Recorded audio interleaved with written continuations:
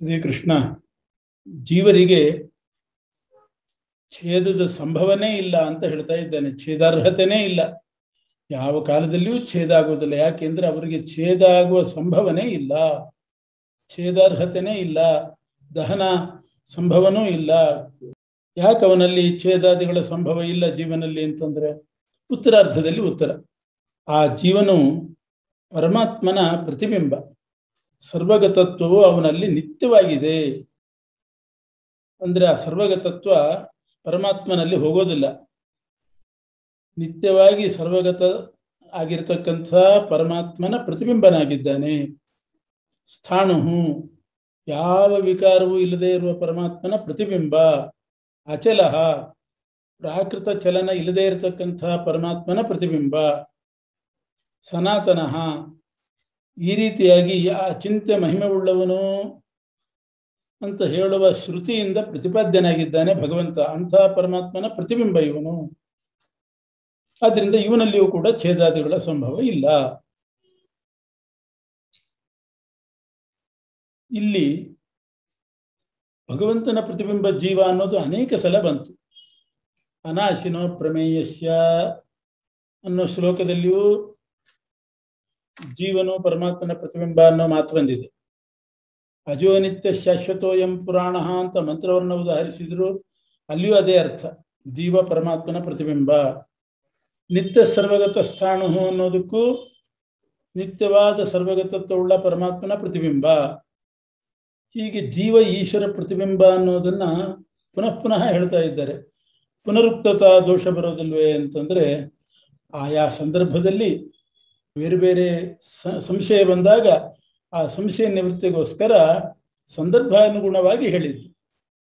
ಮತ್ತು ಬೇರೆ ಬೇರೆ ಗುಣಗಳು ಪರಮಾತ್ಮನಲ್ಲಿದೆ, ಆಯಾ ಗುಣವಿಶಿಷ್ಟ ಪರಮಾತ್ಮನ ಪ್ರತಿಬಿಂಬ ಅಂತ ತೋರಿಸ್ಬೇಕಾಗಿದೆ. ಅದಕ್ಕೋಸ್ಕರ ಸಂದರ್ಭವಶಾತ್ ಆಯಾ ಸಂದರ್ಭದಲ್ಲಿ ಬಂದ ಪ್ರಶ್ನೆಗೆ ಉತ್ತರ ಕೊಡಬೇಕು.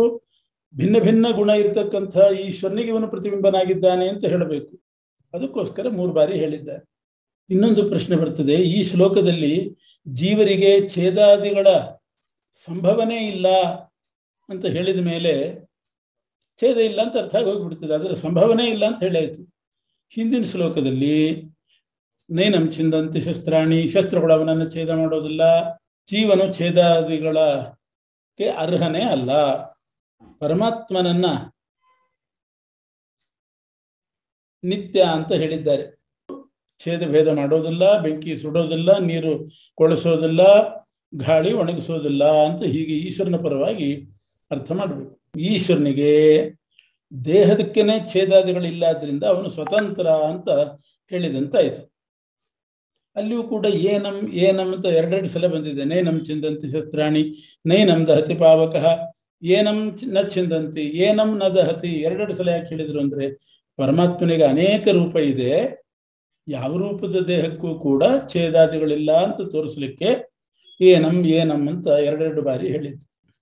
ಭಗವಂತ ಎಲ್ಲ ರೂಪದಲ್ಲಿಯೂ ಕೂಡ ಅವ್ಯಕ್ತ ಅಚಿಂತ್ಯನಾಗಿದ್ದಾನೆ ಅಂತ ಆ ರೀತಿ ಅರ್ಥ. ಈಗ ಜೀವನಿಗೆ ಸ್ವತಃ ನಾಶ ಇಲ್ದಿದ್ರು ಯುದ್ಧದಲ್ಲಿ ಶಸ್ತ್ರಾದಿಗಳಿಂದ ನಾಶ ಆಗಬಹುದು ಅಂತ ಪ್ರಶ್ನೆ ಬಂದ್ರೆ, ಅದಕ್ಕೆ ಅಚ್ಛೇದ್ಯೋಯಂ, ಛೇದದ ಸಂಭವನೆ ಇಲ್ಲ ಅಂತ ಹೇಳಿದ್ರು. ಅಲ್ಲಿ ಅಯಂ ಅಂದ್ರೆ ಜೀವ ಅಂತ ಅರ್ಥ. ಜೀವನಿಗೂ ಅಚ್ಛೇದ್ಯತ್ವ, ಪರಮಾತ್ಮನಿಗೂ ಅಚ್ಛೇದ್ಯತ್ವ. ಹಾಗಾದ್ರೆ ಜೀವನಿಗೂ ಪರಮಾತ್ಮನಿಗೂ ಏನು ವ್ಯತ್ಯಾಸ? ಅವನ ಪೂಜೆ ಯಾಕೆ ಮಾಡಬೇಕು ಅಂತ ಪ್ರಶ್ನೆ ಬಂದ್ರೆ, ಜೀವಸ್ಯ ನಿತ್ಯಂ ಈಶಾಧೀನತಾ ಮಹಾ. ಜೀವ ಅಚ್ಛೇದ್ಯ ಹೌದು, ಆದರೆ ಯಾವಾಗಲೂ ಪರಮಾತ್ಮನ ಅಧೀನ ಅನ್ನೋದನ್ನ ನಿತ್ಯ ಸರ್ವಗತ ಸ್ಥಾಣು ಅಚಲೋಯಂ ಸನಾತನಃ ಅಂತ ಹೇಳಿದ್ದಾರೆ. ಅಂದ್ರೆ ಸರ್ವಗತನಾದ ಪರಮಾತ್ಮನ ಅಧೀನವಾಗಿ ಜೀವ ಇದ್ದಾನೆ ಅಂತ. ಯಾವಾಗ ಎಲ್ಲಾ ಕಡೆ ಇರುವ ಪರಮಾತ್ಮನಲ್ಲಿ ನಿತ್ಯವೂ ಅಧೀನನಾಗಿದ್ದಾನೆ ಅಂತ ಅರ್ಥ. ತದಧೀನತೆಯ ಸದಾ ಸ್ಥಿತ ಇತಿ ಯಾವತ್. ಪರಮಾತ್ಮನ ಅಧೀನನಾಗಿಯೇ ನಿತ್ಯಂ ಯಾವಾಗಲೂ ಇರ್ತಾನೆ ಅಂಥವನು. ಮತ್ತು ಅಣುವೂ ಆಗಿದ್ದಾನೆ ಜೀವ. ಛೇದಾದಿ ಅರ್ಹತ್ವ ಈಶ್ವರನಿಗೂ ಇಲ್ಲ, ಜೀವನಿಗೂ ಇಲ್ಲ. ಆದರೆ ಸರ್ವಸಾಮ್ಯ ಬರಲಿಲ್ಲ. ಯಾಕೆಂದ್ರೆ ಪರಮಾತ್ಮ ಸರ್ವಗತ, ಇವನು ಜೀವ ಅಣು. ಆ ಸರ್ವಗತನಾದ ಪರಮಾತ್ಮನಿಗೆ ನಿತ್ಯ ಅಧೀನನಾಗಿದ್ದಾನೆ. ಆದ್ದರಿಂದ ಅವನ ಪೂಜೆ ಮಾಡಬೇಕು. ಅದು ಎಂದೂ ಈ ಜೀವನನ್ನು ಬಿಟ್ಟು ಹೋಗೋದಿಲ್ಲ. ಅಚಲ ಅಂದರೆ ಸರ್ವಗತತ್ವವು ಜೀವನನ್ನು ಬಿಟ್ಟು ಬೇರೆ ಕಡೆ ಚಲಿಸೋದಿಲ್ಲ. ಅಂದರೆ ಯಾವಾಗಲೂ ಸರ್ವಗತ ತತ್ವ ಇದ್ದೇ ಇರ್ತದೆ, ಪರಮಾತ್ಮನ ಅಧೀನನಾಗಿಯೇ ಇರ್ತಾನೆ. ಆ ಪಾರತಂತ್ರ್ಯ ಅನ್ನೋದು ಅಚಲ, ಜೀವನನ್ನು ಬಿಟ್ಟು ಹೋಗೋದಿಲ್ಲ. ಅಂದರೆ ಸರ್ವಗತನಾದ ಪರಮಾತ್ಮನಿಗೆ ಯಾವಾಗಲೂ ಅಧೀನ ಅಂತ, ನಿತ್ಯಂ ಅಧೀನ ಅಂತ ಹೇಳಾಯಿತು. ಇದು ಪಾರತಂತ್ರ್ಯ ಅನ್ನೋದು ಜೀವನನ್ನು ಬಿಟ್ಟು ಹೋಗೋದಿಲ್ಲ, ಅವನು ಸದಾ ಪರಮಾತ್ಮನ ಅಧೀನ. ಅಂದರೆ ಜೀವನು ವಿಧಿ ನಿಷೇಧವನ್ನು ಮಾಡತಕ್ಕಂಥ, ವಿಧಿ ಮತ್ತು ನಿಷೇಧ ಮಾಡತಕ್ಕಂಥ ಶಾಸ್ತ್ರದಿಂದ ಪ್ರತಿಪಾದ್ಯನಾಗಿದ್ದಾನೆ, ಅಂದರೆ ಬದ್ಧನಾಗಿದ್ದಾನೆ. ವಿಧಿ ನಿಷೇಧಗಳನ್ನು ಮಾಡುವ ವೇದಕ್ಕೆ ಬದ್ಧ ಇವನು. ಪರಮಾತ್ಮ ಹಾಗಲ್ಲ. ಸರ್ವಗತನಾದ ವಿಷ್ಣುವಿನಲ್ಲಿ ಅಣುವಾದ ಜೀವ ಯಾವಾಗಲೂ ಅಧೀನನಾಗಿರ್ತಾನೆ ಅಂತ ವಿಷ್ಣು ಪುರಾಣದಲ್ಲಿ ಉಂಟು. ಜೀವ ಅಣು, ಅವನಿಗೆ ಆಧಾರನಾದವನು ಪರಮಾತ್ಮ. ಅವನು ಎಲ್ಲ ಕಡೆ ಇದ್ದಾನೆ ಅಂತಂದ ಮೇಲೆ ನಮಗೆ ಕಾಣಿಸ್ಬೇಕಲ್ಲ. ಎಲ್ಲೋ ಒಂದು ಮೂಲೆಯಲ್ಲಿದ್ದಾನೆ, ನಮಗೆ ಕಾಣಿಸದೇ ಇರೋ ಜಾಗದಲ್ಲಿದ್ದಾನೆ ಅಂದರೆ ಪರವಾಗಿಲ್ಲ. ಸರ್ವಗತ ಅಂದಮೇಲೆ ಕಾಣಿಸ್ಬೇಕಲ್ಲ, ಯಾಕೆ ಕಾಣಿಸ್ತಾ ಇಲ್ಲ? ಅದಕ್ಕುತ್ತರ ಅವ್ಯಕ್ತೋಯಂ ಅನ್ನೋ ಶ್ಲೋಕ. ಅಯಂ ಅಂದರೆ ಸರ್ವಗತ ಅಂತ ಪ್ರಕೃತನಾದ ಹರಿಯು ಅವ್ಯಕ್ತ, ಎಲ್ಲ ಕಡೆ ಇದ್ದಾನೆ, ಆದರೆ ಅವ್ಯಕ್ತನಾಗಿದ್ದಾನೆ ಅಂತ ಅರ್ಥ. ಅಚಿಂತ್ಯ ಶಕ್ತಿ ಉಳ್ಳವನು ಅಂದರೆ ಎಲ್ಲ ಕಡೆ ಇದ್ರೂ, ದೇಹ ಇದ್ರೂ ಕೂಡ ಇನ್ನೊಬ್ಬರಿಗೆ ಕಾಣಿಸ್ಕೊಳ್ಳದೆ ಇರತಕ್ಕಂಥ ಶಕ್ತಿ ಉಳ್ಳವನಾಗಿದ್ದಾನೆ. ಈ ಪಿಶಾಚಿಗಳು, ಅವಕ್ಕೆ ದೇಹ ಇರ್ತದೆ ಆದರೂ ಕಾಣಿಸ್ಕೊಳ್ಳೋದಿಲ್ಲ. ಇನ್ನು ಪರಮಾತ್ಮನಿಗೆ ಏನು ಹೇಳೋದು? ಅಚಿಂತ್ಯ ಶಕ್ತಿಯಿಂದ ಕಾಣಿಸ್ತಾನೆ ಅಷ್ಟೇ. ಸ್ವತಃ ಅವ್ಯಕ್ತ, ಅಚಿಂತ್ಯ ಶಕ್ತಿಯಿಂದ ಕಾಣಿಸ್ತಾನೆ. ವಸ್ತುತಃ ಅವ್ಯಕ್ತ, ಆದರೆ ಅವನನ್ನು ನೋಡಬಹುದು ಅನ್ನೋ ಶ್ರುತಿಯೂ ಉಂಟು. ಯಾಕೆ? ಅಚಿಂತ್ಯ ಶಕ್ತಿಯಿಂದ ಅವನು ಕಾಣಿಸ್ಕೊಳ್ಳೋದು ಹೌದು. ಇಲ್ಲದೇ ಇದ್ರೆ ಏನಾಗ್ತದೆ? ಯಾರ ಮೇಲೆ ಪ್ರಸನ್ನನಾಗ್ತಾನೋ ಅವ್ರಿಗೆ ಮಾತ್ರ ಕಾಣಿಸ್ಕೊಳ್ತಾನೆ ಅಚಿಂತ್ಯ ಶಕ್ತಿಯಿಂದ, ಉಳಿದವ್ರಿಗೆ ಕಾಣಿಸ್ಕೊಳ್ಳೋದಿಲ್ಲ. ಅದು ಅಚಿಂತ್ಯ ಶಕ್ತಿನೇ. ದೇಹ ಇದೆ, ಸರ್ವಗತನಾಗಿದ್ದಾನೆ, ಆದರೂ ಕಾಣಿಸೋದಿಲ್ಲ. ಯಾಕೆ? ಅವ್ಯಕ್ತ. ಪ್ರತಿಯೊಂದು ರೂಪನೂ ಹಾಗೇನೆ ಅಂತ ತೋರಿಸಲಿಕ್ಕೆ. ಭಗವಂತನ ಎಲ್ಲ ರೂಪಗಳು ಹೀಗೆ. ಅಂದರೆ ಎಲ್ಲ ರೂಪಗಳು ಕೂಡ ಅವ್ಯಕ್ತ, ಅಚಿಂತ್ಯ, ಅವಿಕಾರ್ಯ. ಬಿಂಬ ನಾಶ ಇಲ್ಲ, ಉಪಾಧಿ ನಾಶ ಇಲ್ಲ, ಸನ್ನಿಧಿ ನಾಶ ಇಲ್ಲ, ಶಾಪಾದಿ ನಿಮಿತ್ತಕವಾದ ನಾಶನೂ ಇಲ್ಲ, ಶಸ್ತ್ರಾಸ್ತ್ರ ನಿಮಿತ್ತಕವಾದ ನಾಶನೂ ಇಲ್ಲ. ಆದ್ದರಿಂದ ಆತ್ಮನಿತ್ಯನಾದ್ರಿಂದ ಏನಂ ಜೀವನ ವಿಷಯದಲ್ಲಿ ಏವಂ ವಿದಿತ್ವ, ಅವನು ನಿತ್ಯ ಪ್ರತಿಬಿಂಬ ಇತ್ಯಾದಿಗಳನ್ನು ತಿಳ್ಕೊಂಡ್ರೆ ಆವಾಗ ಶೋಚಿತು ನಾರ್ಹಸಿ, ಶೋಕ ಪಡೋದು ಸರಿಯಾಗೋದಿಲ್ಲ. ಸರ್ವಗತನಾಗಿದ್ದಾನೆ, ಅಣುವಾದ ಜೀವನನ್ನ ತನ್ನ ಅಧೀನದಲ್ಲಿ ಇಟ್ಟುಕೊಂಡಿದ್ದಾನೆ, ಅವನು ಸ್ವತಂತ್ರ ಅಂತ ಹೇಳಿದರು. ಮುಂದೇನು ಅಂತಂದ್ರೆ ಹರಿಯೇ ಸ್ವತಂತ್ರನಾದ್ದರಿಂದ ಅಂತ ಅರ್ಥ. ತಸ್ಮಾತ್ ಸರ್ವಸ್ವತಂತ್ರ ಹರಿಯೇ ಆದ್ದರಿಂದ ಅಖಿಲ ದುಃಖ ನಿವೃತ್ತಿ ವಿಶಿಷ್ಟ ಪುರುಷಾರ್ಥ ಪ್ರದತ್ವಾತ್, ದುಃಖ ಇಲ್ಲದೆ ಇರುವ ಪುರುಷಾರ್ಥವನ್ನು ಅವನೇ ಕೊಡುವವನಾದ್ದರಿಂದ ಯುದ್ಧ ರೂಪವಾದ ನಿನ್ನ ಕರ್ಮ ಅದರಿಂದಲೇನೆ ಪರಮಾತ್ಮನ ಪೂಜೆ ಅದು ಅಂತ ಭಾವಿಸಿ ಭಗವಂತನನ್ನು ತಿಳ್ಕೊಂಡು ಅವ್ಯಕ್ತ ಅಚಿಂತ್ಯ ಅವಿಕಾರ್ಯ ಅಂತ ತಿಳ್ಕೊಂಡು ನೀನು ಶೋಕ ಪಡಬೇಡ. ಅಂದ್ರೆ ಸಂಸಾರ ದುಃಖ ಆವಾಗ ನಿನಗೆ ಬರೋದಿಲ್ಲ. ಇದನ್ನು ತಿಳ್ಕೊಂಡ್ರೆ ಪರಮಾತ್ಮನೇ ಸ್ವತಂತ್ರ, ಅವನೇ ದುಃಖ ನಿವೃತ್ತಿ ಸಹಿತವಾದ ಪುರುಷಾರ್ಥ ಕೊಡುವವನು. ಯುದ್ಧ ರೂಪವಾದ ಸ್ವಕರ್ಮದಿಂದಲೇ ಕ್ಷತ್ರಿಯರು ಅವನನ್ನು ಪೂಜೆ ಮಾಡಬೇಕು. ಅವನು ಅವ್ಯಕ್ತಾದಿ ರೂಪನಾಗಿದ್ದಾನೆ, ಅವ್ಯಕ್ತ ಅಚಿಂತನಾಗಿದ್ದಾನೆ ಅಂತ ತಿಳ್ಕೊಳ್ಬೇಕು.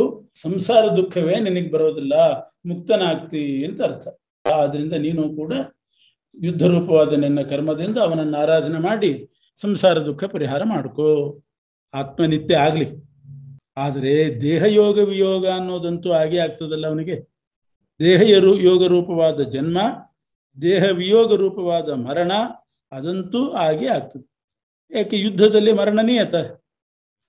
ಆದ್ದರಿಂದ ನನ್ನವರಾದ ಅವರಿಗೆ ದುಃಖ ಬರ್ತದೆ ಅಂತ ನನಗೆ ಶೋಕ. ಯಾಕೆ? ದೇಹ ಯೋಗ ವಿಯೋಗ ಅವರಿಗೆ ಆಗ್ತದೆ, ಯುದ್ಧದಿಂದ ಅವರಿಗೆ ದುಃಖ ಆಗ್ತದೆ. ಆವಾಗ ಜನನ ಮರಣದಿಂದ ದುಃಖ ಆಗ್ತದೆ, ಅದಕ್ಕೆ ನಾನು ಶೋಕ ಪಡ್ತೇನೆ. ಯಾರಿಗೆ ದೇಹ ಯೋಗ ವಿಯೋಗ ಆಗ್ತದೋ ಅವರು ದುಃಖ ಪಡಬೇಕಾಗಿಲ್ಲ ಅಂತ ಹಿಂದೆ ಹೇಳಿದರು. ಯಾಕೆ? ಬೇರೆ ದೇಹ ಸಿಗ್ತದೆ.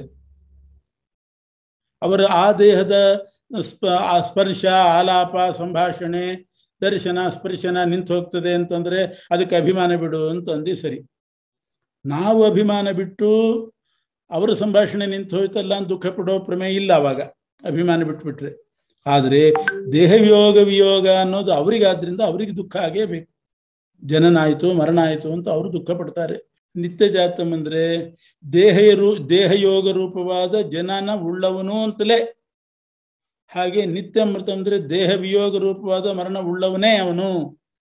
ದೇಹಯೋಗ ರೂಪವಾದ ಜನನ ಉಳ್ಳವನೇ, ದೇಹ ವಿಯೋಗ ರೂಪವಾದ ಮರಣ ಉಳ್ಳವನೇ ಆಗಿದ್ದಾನೆ ಅಂತ ನಿನಗೆ ಗೊತ್ತಿದೆ. ತ್ವಂ ಮನ್ಯಸೆ ಚೇತ್, ಆವಾಗಲೂ ನೀನು ದುಃಖ ಪಡೋದು ಶೋಕ ಪಡೋದು ಸರಿಯಲ್ಲ. ದೇಹಯೋಗ ವಿಯೋಗ ಅನ್ನುವ ಜನನ ಮರಣ ನನ್ನವರಿಗೆ ಆಗ್ತದಲ್ಲ ಅಂತ ಇಷ್ಟು ಅರ್ಜುನನ ಶಂಕ. ಅದರಿಂದ ನಾ ಶೋಕ ಪಡ್ತೇನೆ ಅಂತ ಶಂಕ. ಉತ್ತರ ಏನು ಹೇಳಿದರು ಅಂತಂದರೆ, ಆದರೂ ನೀನು ಶೋಕ ಪಡಬಾರ್ದು ಇಷ್ಟೇ ಹೇಳಿಬಿಟ್ರು. ಯಾಕೆ ಅದನ್ನು ಹೇಳಿಲ್ಲ, ಅದನ್ನು ಮುಂದಿನ ಶ್ಲೋಕದಲ್ಲಿ ಹೇಳ್ತಾರೆ. ಅವನಿಗೆ ಜನನ ಉಂಟೇ ಉಂಟು ಅನ್ನೋದು ನಿಂಗೆ ಗೊತ್ತಿದೆ, ಮರಣ ಉಂಟೇ ಉಂಟು ಅಂತ ಗೊತ್ತಿದೆ. ಆದ್ದರಿಂದ ದೇಹಯೋಗ ವಿಯೋಗ ರೂಪ ಮರಣ ಆಗ್ತದೆ ಅವರಿಗೆ, ಆದ್ದರಿಂದ ದುಃಖ ಆಗ್ತದೆ ಅಂತ ನಾ ಶೋಕ ಪಡ್ತೀನಿ ಅಂತಿದೆಯಲ್ಲ, ಅದು ಸರಿಯಲ್ಲ. ಜನನ ಮರಣಗಳು ಅಂದರೆ ದೇಹಯೋಗ ವಿಯೋಗ ಅನ್ನೋದು ಮೋಕ್ಷ ಆಗೋ ತನಕ ತಪ್ಪಿದ್ದಲ್ಲ. ಯುದ್ಧದಿಂದ ಆದರೂ ಆಗ್ತದೆ, ಯುದ್ಧ ಆಗದೆ ಇದ್ರೂ ಆಗ್ತದೆ. ಅಂತೂ ದೇಹಯೋಗ ವಿಯೋಗ ಅನ್ನೋದು ಮೋಕ್ಷದ ತನಕ ಜೀವರಿಗೆ ಈ ಜನನ ಮರಣ ತಪ್ಪಿದ್ದಲ್ಲ. ಇದು ಅಪರಿಹಾರ್ಯ. ಧ್ರುವ ಅಂದರೆ ನಿಯತ ಅಂತ ಅರ್ಥ. ತಪ್ಪಿದ್ದಲ್ಲ. ಹುಟ್ಟಿದವನಿಗೆ ಮರಣ, ಮರಣ ಹೊಂದಿದವನಿಗೆ ಜನನ ತಪ್ಪಿದ್ದಲ್ಲ. ಇದು ನಿಯತ. ಆದ್ರಿಂದ ದುಃಖ ಪಡಬಾರದು, ಶೋಕ ಪಡಬಾರದು ಅಂತ ಅರ್ಥ. ಯಾಕೆ ತಪ್ಪಿಸ್ಲಿಕ್ಕೆ ಸಾಧ್ಯ ಇದ್ರೆ ಶೋಕ ಪಡಬೇಕು, ತಪ್ಪಿಸ್ಲಿಕ್ಕೆ ಸಾಧ್ಯ ಇಲ್ಲ. ಇದು ಮೋಕ್ಷದ ತನಕ ದೇಹ ಯೋಗ ವಿಯೋಗ ಉಂಟು ನಿನಗೆ ಗೊತ್ತಿದೆ, ಅದರಿಂದಲೇ ನೀವು ಪ್ರಶ್ನೆ ಮಾಡ್ತಾ ಇದ್ದಿ ಶೋಕ ಆಗ್ತದೆ ಅಂತ. ಆದರೆ ಅದು ಅನಿವಾರ್ಯ, ತಪ್ಪಿಸ್ಲಿಕ್ಕೆ ಆಗೋದಿಲ್ಲ. ಜನನ ಅಂದ್ರೇನು, ಮರಣ ಅಂದ್ರೇನು ಅಂತ ಅದರ ಸ್ವರೂಪವನ್ನು ವಿವರಣೆ ಮಾಡಿ ಶೋಕ ಪಡಬಾರದು ಅನ್ನೋದನ್ನೇ ಸ್ಪಷ್ಟಪಡಿಸ್ತಾ ಇದ್ದಾನೆ ಮುಂದಿನ ಶ್ಲೋಕದಲ್ಲಿ. ಜನನ ಮರಣ ಅಂದ್ರೆ ಏನು? ಅವ್ಯಕ್ತಾದೀನಿ ಭೂತಾನಿ. ಅವ್ಯಕ್ತ ಅಂದ್ರೆ ಪ್ರಧಾನ, ಪ್ರಕೃತಿ ಅಂತ ಒಂದು ತತ್ವ. ಅದು ಆದಿ ಅಂದ್ರೆ ಉತ್ಪತ್ತಿ ಕಾರಣ ಅಂತ ಅರ್ಥ. ಯೇಷಾಂ ತಾನಿ ಅವ್ಯಕ್ತಾದೀನಿ ಭೂತಾನಿ. ಎಲ್ಲಾ ಜೀವರ ಶರೀರಗಳು ಪ್ರಕೃತಿಯಿಂದ ಹುಟ್ಟಿದ್ದು. ಹುಟ್ಟು ಮತ್ತು ಸಾವು ಅದರ ಮಧ್ಯದಲ್ಲಿ ಅಂತರಾಲದಲ್ಲಿ ಕಾರ್ಯರೂಪವಾಗಿ ಇರ್ತಕ್ಕಂಥವುಗಳು ದೇಹಗಳು. ವ್ಯಕ್ತ ಮಧ್ಯಾಹ್ನ. ವ್ಯಕ್ತ ಅಂದ್ರೆ ಕಾರ್ಯತಾಪತ್ಯ ಅವಸ್ಥಾನಂ. ಮೊದಲು ಪ್ರಕೃತಿ ಕಾರಣ ರೂಪದಿಂದ ಇರ್ತದೆ, ಹುಟ್ಟು ಸಾವುಗಳ ಮಧ್ಯದಲ್ಲಿ ಕಾರ್ಯರೂಪದಿಂದ ಬರ್ತದೆ. ಅವ್ಯಕ್ತ ನಿಧನಾನಿ, ಮತ್ತೆ ಅದೇ ಪ್ರಕೃತಿ ತತ್ವದಲ್ಲಿ ಲಯ ಹೊಂದತಕ್ಕಂಥವುಗಳು ಈ ದೇಹಗಳು.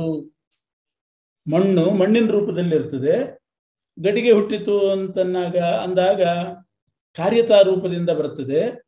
ಮತ್ತೆ ಗಡಿಗೆ ಒಡಿತು ಅಂತಂದ್ರೆ ಅದು ಪುಡಿಯಾಗಿ ಮತ್ತೆ ಮಣ್ಣಿನ ಆಕಾರಕ್ಕೆ ಸೇರ್ತದೆ. ದೇಹಗಳೆಲ್ಲ ಹಾಗೆ. ದೇಹಗಳೆಲ್ಲ ಇಂಥದ್ದೇ. ಅವ್ಯಕ್ತದಿಂದ ಹುಟ್ಟಿತು, ಮಧ್ಯದಲ್ಲಿ ಕಾರ್ಯರೂಪಕ್ಕೆ ಬಂತು, ಕೊನೆಯಲ್ಲಿ ಅವ್ಯಕ್ತದಲ್ಲೇ ಆ ರೂಪದಿಂದಲೇ ಉಳಿತು. ಇಂಥ ಸ್ವರೂಪವುಳ್ಳದ್ದೇ ಈ ದೇಹಗಳೆಲ್ಲ. ಕಾಪರಿದೇವನ ಇಲ್ಯಾಕೆ ಶೋಕ ಪಡಬೇಕು? ಎಲ್ಲಿಂದ ಬಂತೋ ಅಲ್ಲೇ ಹೋಯ್ತು ದೇಹ, ಅಷ್ಟೇ. ಎಲ್ಲಿಂದ ಬಂತೋ ಅಲ್ಲೇ ಹೋಗಿ ಸೇರ್ಕೊಂಡಿತು. ಪ್ರಕೃತಿಯಿಂದ ಬಂದಿತ್ತು ಭೂತಗಳೆಲ್ಲ, ಅಂದರೆ ದೇಹಗಳೆಲ್ಲ. ಸ್ವಲ್ಪ ಕಾಲ ಕಾರ್ಯರೂಪವಾಗಿ ಕಾಣಿಸ್ತು, ಮತ್ತೆ ಪ್ರಕೃತಿಯಲ್ಲಿ ಹೋಗಿ ಸೇರ್ಕೊಂಡಿತು. ಕೃಷ್ಣನೇ ಅನೇಕ ಯುಕ್ತಿಗಳನ್ನು ಹೇಳಿ ಶೋಕ ಪಡಬಾರದು ಅಂತ ಹೇಳಿದ. ಅದ್ರ ಮೇಲೆ ಏನಾಯ್ತು? ದೇಹಯೋಗ ದೇಹ ವಿಯೋಗ ಅನ್ನುವಂಥದ್ದು ಆಗ್ತದೆ ಅಂತ ಪ್ರಶ್ನೆ ಬಂತು. ಅದಕ್ಕೆ ಕೃಷ್ಣ ಹೇಳ್ತಾನೆ, ದೇಹನಾಶ ಅನ್ನೋದು ಅವಶ್ಯಂಭಾವಿ, ಅವಶ್ಯ ಆಗುವಂಥದ್ದೇ ದೇಹನಾಶ. ಯುದ್ಧ ಆದರೂ ಆಗ್ತದೆ, ಆಗದಿದ್ರೂ ಆಗ್ತದೆ. ಅದನ್ನು ನಾವು ಸಾಧನೆ ಮಾಡಬೇಕಾಗಿಲ್ಲ. ನಿಂಗೆ ಗೊತ್ತಿದೆ ದೇಹನಾಶ ಅನ್ನೋದು ಅವಶ್ಯ ಆಗೇ ಆಗ್ತದೆ ಅನ್ನೋದು ನಿಂಗೆ ಗೊತ್ತಿದೆ. ಅದರಿಂದ ಶೋಕ ಪಡಬೇಕಾಗಿಲ್ಲ. ಯೋಗ ರೂಪವಾದ ಜನನ ಉಳ್ಳವನೇ ಆಗಿದ್ದಾನೆ, ಮರಣ ಉಳ್ಳವನೇ ಆಗಿದ್ದಾನೆ ಅನ್ನೋದು ನಿನಗೆ ಗೊತ್ತಿದೆ. ಹೀಗೆ ನೀನು ತಿಳ್ಕೊಂಡಿದ್ರೆ ಆವಾಗಲೂ ದುಃಖ ಪಡಬಾರ್ದು ಅಂತ ಹಿಂದೆ ಹೇಳಿದ್ವಿ. ಈಗ ನಿಯತ ಅಂತ ಅರ್ಥ. ನಿಯತ, ಜೀವನ ಜನನ ಮರಣಗಳು ನಿಯತ ಅಂತ ನಿನಗೇ ಗೊತ್ತಿದೆ. ಇಷ್ಟು ಗೊತ್ತಿದ್ರಿಂದಲೇ ಸಾಕು, ಇಷ್ಟು ತಿಳ್ಕೊಂಡಿದ್ರೆ ಸಾಕು, ನೀನು ದುಃಖ ಪಡೋ ಕಾರಣ ಇಲ್ಲ. ಯಾಕೆ? ಅವರ್ಜನೀಯ, ತಪ್ಪಿಸ್ಲಿಕ್ಕೆ ಆಗೋದಿಲ್ಲ, ಅಂಥದ್ರಲ್ಲಿ ದುಃಖ ಪಡಬಾರ್ದು, ಅದರಿಂದ ಶೋಕ ಪಡಬಾರ್ದು. ಯಾಕೆ ಅಂದರೆ ಜನನ ಮರಣ ನಿಯಮ ಇದ್ದದ್ದೇ, ದೇಹಕ್ಕೆ ಜನನ ಮರಣ ನಿಯಮ ಇದ್ದದ್ದೇ ಅಂತ ಅನ್ನೋದು ಕಾರಣ ಗೊತ್ತಾಯಿತು. ಪುನಃ ತತ್ರ ಹೇತ್ವಾಕಾಂಕ್ಷಾ ಭಾವಾತ್ ಏತದ್ ವಿವರಣ ಪರೇ ಜಾತಸ್ಯ ಇತ್ಯಾದಿ. ಮತ್ತೆ ಮುಂದಿನ 2 ಶ್ಲೋಕಕ್ಕೆ ಏನು ಅವಸರ? ಹಾಗಾದರೆ ಈ ಶ್ಲೋಕದಲ್ಲೇ ಬಂತು, ಇದು ತಪ್ಪಿಸ್ಲಿಕ್ಕೆ ಆಗೋದಿಲ್ಲ ನಿಯತ ಅಂತಂದ ಮೇಲೆ ಮುಂದೆ 2 ಶ್ಲೋಕ ಯಾಕೆ ಅಂತ ಪ್ರಶ್ನೆ ಬರ್ತದೆ. ಜೀವನ ಜನನ ಮರಣ ತಪ್ಪಿಸ್ಲಿಕ್ಕೆ ಆಗೋದಿಲ್ಲ, ಅದು ಅವರ್ಜನೀಯ, ನೀನು ಅದರಿಂದ ಶೋಕ ಪಡಬಾರ್ದು ಅಂತಾಯ್ತು. ಜೀವನಿಗೆ ಜನನ ಮರಣ ನಿಯತವಾದ್ದರಿಂದ ಜೀವ ಅಸ್ವತಂತ್ರ. ಜೀವ ಅಸ್ವತಂತ್ರ. ಯಾಕೆ? ಜೀವನ ದೇಹಕ್ಕೆ ಯೋಗ ವಿಯೋಗ ಅನ್ನೋದು ಉಂಟೇ ಉಂಟು, ಅದು ತಪ್ಪಿಸ್ಲಿಕ್ಕೆ ಆಗೋದಿಲ್ಲ ಅಂದ್ರೆ ಅವನ ಅಸ್ವತಂತ್ರ ಅಂತ ಅರ್ಥ ಆಯ್ತು. ಅಂದ್ರೆ ಯಾಕೆ ಪರಿವೇದನ ಮಾಡ್ತಿ ಅಂತ ಜೀವನ ಅಸ್ವಾತಂತ್ರ್ಯಕ್ಕೆ ಇಟ್ಕೋಬೇಕು ಹೇತುವಾಗಿ. ಅದರಿಂದ ತಸ್ಮಾತ್ ಅಂದರೆ ಜೀವನಿಗೆ ಜನನ ಮರಣ ನಿಯಮ ಇರುವಂತೆ ಇದ್ದದ್ರಿಂದ ಅದು ನಿಯತವಾದ್ರಿಂದ ಹೇಗೆ ಶೋಕ ಮಾಡಬಾರ್ದು, ಹಾಗೆ ಜೀವನಲ್ಲಿ ಸ್ವಾತಂತ್ರ್ಯ ಬುದ್ಧಿಯನ್ನು ಮಾಡಬಾರ್ದು. ನಿಯತವಾದ್ದರಿಂದ ಜನನ ಮರಣಗಳಲ್ಲಿ ಹೇಗೆ ಶೋಕ ಪಡಬಾರ್ದು, ಹಾಗೆಯೇ ಸ್ವಾತಂತ್ರ್ಯ ಬುದ್ಧಿಯನ್ನು ಜೀವನಲ್ಲಿ ಮಾಡಬಾರ್ದು. ಯಾಕೆ ಮಾಡಬಾರ್ದು ಅಂತಂದ್ರೆ ಇವನ ಕೈಯಲ್ಲಿ ಆ ಜನನ ಮರಣಗಳು ಇಲ್ಲ. ಅಲ್ಲಿ 2 ಹೇಳ್ದಂಗೆ ಆಯ್ತು. ಒಂದು ಶೋಕ ಪಡಬೇಡ ಅಂತ ಒಂದು, ಇನ್ನೊಂದು ಸ್ವಾತಂತ್ರ್ಯ ಬುದ್ಧಿಯನ್ನ ಜೀವನ ವಿಷಯದಲ್ಲಿ ಮಾಡಬೇಡ. ಹಾಗಾದ್ರೆ ಸ್ವಾತಂತ್ರ್ಯ ಬುದ್ಧಿ ಎಲ್ಲಿ ಮಾಡಬೇಕು? ಯಾರಲ್ಲಿ ಮಾಡಬೇಕು? ಪರಮಾತ್ಮನಲ್ಲಿ ಮಾಡಬೇಕು. ಆಶ್ಚರ್ಯನಾದ ಪರಮಾತ್ಮನನ್ನ ಅಂದ್ರೆ ಸ್ವತಂತ್ರನಾದ ಪರಮಾತ್ಮನನ್ನ ಆಶ್ಚರ್ಯವತ್ ಪಶ್ಯತಿ, ಅವನಂತೆ ನೋಡ್ತಾನೆ. ಸ್ವಾತಂತ್ರ್ಯವುಳ್ಳ ಪರಮಾತ್ಮನಂತೆ ನೋಡ್ತಾನೆ. ಪರಮಾತ್ಮನನ್ನು ಹೇಗೆ ನೋಡಿದ ಅಂದ್ರೆ ಪರಮಾತ್ಮನಂತೆ ನೋಡಿದ. ಪರಮಾತ್ಮ ಹೇಗಿದ್ದಾನೆ ಅಂತ ಕೇಳಿದ್ರೆ ಪರಮಾತ್ಮ ಇದ್ದ ಹಾಗಿದ್ದಾನೆ. ಆಶ್ಚರ್ಯನಾದ ಪರಮಾತ್ಮ ಹೇಗಿದ್ದಾನೆ? ಆಶ್ಚರ್ಯವತ್ ವರ್ತತೆ, ಆಶ್ಚರ್ಯನಂತೆ ಇದ್ದಾನೆ. ಗಗನ ಹೇಗಿದೆ? ಗಗನದಂತೆ ಇದೆ. ಅಂದರೆ ಇನ್ನೊಂದು ಹೋಲಿಕೆ ಇಲ್ಲ, ತನಗೆ ತಾನೇ ಹೋಲಿಕೆ, ಇನ್ನೊಂದು ಹೋಲಿಕೆ ಇಲ್ಲ. ಆದ್ರಿಂದ ಆಶ್ಚರ್ಯನಾದ ಪರಮಾತ್ಮನನ್ನ ಆಶ್ಚರ್ಯವತ್ ಪಶ್ಯತಿ ಅಂದ್ರೆ ಗಗನವನ್ನ ಗಗನದಂತೆ ನೋಡಿದ ಅಂತ ಹೇಳಿದಾಗ ಆಯ್ತು. ಸಾಗರವನ್ನ ಹೇಗೆ ನೋಡಿದ ಅಂದ್ರೆ ಸಾಗರದಂತೆ ನೋಡಿದ. ಕೆರೆಯಂತೆ ನೋಡಿದ ಅಂತ ಹೇಳ್ತಾರೆ ಯಾರಾದ್ರು. ಸಾಗರಕ್ಕೆ ಇನ್ನೊಂದು ಹೋಲಿಕೆ ಇಲ್ಲ, ಆವಾಗ ಸಾಗರಂ ಸಾಗರವತ್ ಅಂತಲೇ, ಗಗನಂ ಗಗನವತ್. ಆದ್ರಿಂದ ಏನಾಯ್ತು? ಸ್ವಾತಂತ್ರ್ಯ ಅಂದ್ರೆ ಪರಮಾತ್ಮನಂತೆ ಇನ್ನೊಬ್ಬ ಸ್ವತಂತ್ರ ಇಲ್ಲ ಅಂತಾಯ್ತು. ಇನ್ನೊಬ್ಬ ಸ್ವತಂತ್ರ ಇದ್ರೆ ಆಶ್ಚರ್ಯನಾದ ಸ್ವತಂತ್ರನಾದ ಪರಮಾತ್ಮನನ್ನ ಮತ್ತೊಬ್ಬ ಸ್ವತಂತ್ರನಂತೆ ನೋಡಿದ ಅಂತ ಹೇಳಬಹುದಾಗಿತ್ತು. ಅವನಂತೆ ನೋಡಿದ ಅಂತ ಹೇಳಿದ್ರಿಂದ ಸಾತ್ವಿಕ ಪ್ರಕೃತಿ ಉಳ್ಳ ಜೀವ ಪರಮಾತ್ಮನಂತೆ ಕಾಣ್ತಾನೆ ಅಂದ್ರೆ ಇನ್ನೊಬ್ಬರು ಹೋಲಿಕೆ ಇಲ್ಲ ಅಂತ ಅರ್ಥ. ಆದ್ರಿಂದ ಸ್ವಾತಂತ್ರ್ಯ ಬುದ್ಧಿಯನ್ನ ಪರಮಾತ್ಮನಲ್ಲೇ ಮಾಡ್ಬೇಕು ಹೊರತು ಇನ್ಯಾರಲ್ಲಿಯೂ ಮಾಡ್ಲಿಕ್ಕೆ ಸಾಧ್ಯ ಇಲ್ಲ. ಯಾಕೆ? ಸಾತ್ವಿಕ ಪ್ರಕೃತಿ ಉಳ್ಳ ಜೀವರು ಪರಮಾತ್ಮನಂತೆ ನೋಡ್ತಾರೆ, ಪರಮಾತ್ಮನಂತೆ ಇದ್ದಾನೆ ಅಂತಲೇ ಹೇಳ್ತಾರೆ. ಕೇಳುವವರು ಕೂಡ ಪರಮಾತ್ಮನಂತೆ ಇದ್ದಾನೆ ಅಂತ ಕೇಳ್ತಾರೆ ಹೊರತು ಇನ್ಯಾರೋ ಒಬ್ಬ ವ್ಯಕ್ತಿಯಂತೆ ಇದ್ದಾನೆ ಅಂತ ಕೇಳಲಿಕ್ಕೂ ಸಾಧ್ಯ ಇಲ್ಲ, ಹೇಳಲಿಕ್ಕೂ ಸಾಧ್ಯ ಇಲ್ಲ. ಇನ್ನೊಬ್ಬ ಸಾತ್ವಿಕ ಪ್ರಕೃತಿಯವನು ಪರಮಾತ್ಮನಂತೆ ಇದ್ದಾನೆ ಅಂತ ಕೇಳಿದ್ರೂ ಕೂಡ ಪೂರ್ತಿ ತಿಳ್ಕೊಳ್ಳಿಲ್ಲ ಅವನನ್ನ. ಯಾಕೆ? ಅದ್ಭುತ ವಸ್ತು, ಆದ್ದರಿಂದ ಪೂರ್ತಿ ತಿಳ್ಕೊಳ್ಳಿಲ್ಲ. ಪರಮಾತ್ಮನಂತೆ ಇದ್ದಾನೆ ಅಂತ ತಿಳ್ಕೊಂಡ. ಇನ್ನೊಬ್ಬನ ಯಾರಾದ್ರೂ ಇದ್ರೆ ಅವಾಗ ಪೂರ್ತಿ ತಿಳ್ಕೊಂಡ ಅಂತ ಆಗ್ತಿತ್ತು, ಇವನ್ ಹಂಗೆ ಇದ್ದಾನೆ ಅಂತಂದ್ರೆ. ಅತ್ಯದ್ಭುತ ವಸ್ತು ಆದ್ರಿಂದ ಅವನನ್ನ ಕೇಳಿದ್ರೂ ಕೂಡ ಪೂರ್ತಿ ತಿಳ್ಕೊಂಡಿಲ್ಲ ಅಂತ ಅರ್ಥ. ಅವನಿಗೆ ಸಮಾನನಾದವನು ಇನ್ನೊಬ್ಬ ಇಲ್ಲ ಅಂತಂದ್ಮೇಲೆ ಪ್ರತಿಯೊಬ್ಬರೂ ಕೂಡ ಪರಮಾತ್ಮನನ್ನ ಪರಮಾತ್ಮನಂತೆ ಅಂತಲೇ ತಿಳ್ಕೋಬೇಕು, ಪರಮಾತ್ಮನ ಪರಮಾತ್ಮನಂತೆ ಅಂತಲೇ ಹೇಳಬೇಕು. ಇನ್ನೊಬ್ಬನಿಗೆ ಹೋಲಿಸಿ ಹೇಳಲಿಕ್ಕೆ ಸಾಧ್ಯ ಇಲ್ಲ ಯಾರಿಗೂ ಕೂಡ. ಜೀವನನ್ನ ಪರಮಾತ್ಮನ ಸದೃಶ, ಪರಮಾತ್ಮನ ಅಧೀನ ಅಂತ ಯಾರು ತಿಳ್ಕೊಳ್ತಾನೋ ಅಂಥವನು ಆಶ್ಚರ್ಯ ಏವ ಅಂದ್ರೆ ದುರ್ಲಭನೇ ಅಂತ ಅರ್ಥ. ಜೀವನನ್ನ ಹೀಗೆ ತಿಳ್ಕೋಬೇಕು, ಪರಮಾತ್ಮನ ಸದೃಶ, ಪರಮಾತ್ಮನ ಅಧೀನ ಅಂತ. ಈ ರೀತಿ ತಿಳ್ಕೊಳ್ಳುವವನು ಆಶ್ಚರ್ಯವತ್ ಅಂತಂದ್ರೆ ಜೀವನನ್ನ ಪರಮಾತ್ಮನ ಪ್ರತಿಬಿಂಬ ಅಂತ ತಿಳ್ಕೊಳ್ಳುವವನೇ ದುರ್ಲಭ. ಇನ್ನು ಪರಮಾತ್ಮನನ್ನು ತಿಳ್ಕೊಳ್ಳುವವನಂತೂ ಸುತರಾಂ ದುರ್ಲಭ ಅಂತ ಅಭಿಪ್ರಾಯ. ಇದೇ ಮಹಿಮೆ.